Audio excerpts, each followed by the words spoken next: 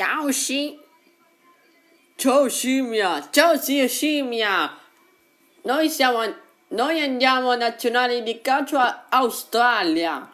E anche in campeggio. Siamo andati canguri finale. Gran finale. Certo, andiamo. Yay!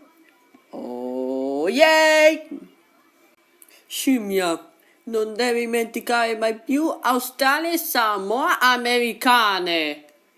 Guarda, hai scritto Australia e Samoa americane.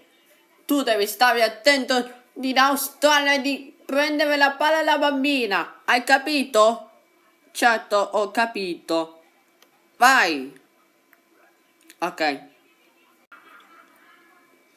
Mm. Uh. Uh. Uh.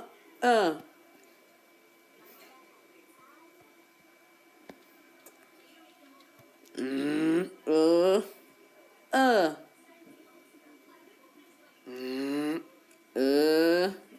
Mm. Non mi sfuggerai! Ehi, che fai, scimmia? Mm.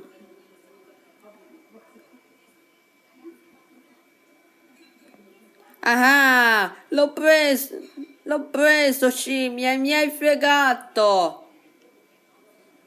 Ehi, quello è il mio. Riprovalo. Mm. Ah, gol. Scimmia, non devi... Scimmia, sei stato molto bravo a calciare, però non devi prendere la palla alla bambina, hai capito? Certo, ho capito. Bravissimo. Oh, oh, bravi. Ehm, andiamo. Ah, ok, ci siamo. In Australia, ci siamo.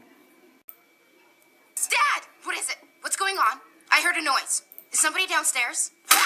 Oh, God, Meg, you startled me. I'm sorry. Dad, I can't go through the vent. Yeah, she's right. We need to grease her up so she doesn't get stuck. Everybody spit on Meg. Stop! You got, stop! Okay. I meant I can't do it because there are burglars down there. Come on, they're not going to touch you. You're covered with spit. Be careful, Meg. I hate you all! Hey, I hate you too, bitch. Oh, no, I'm just kidding. Can you imagine?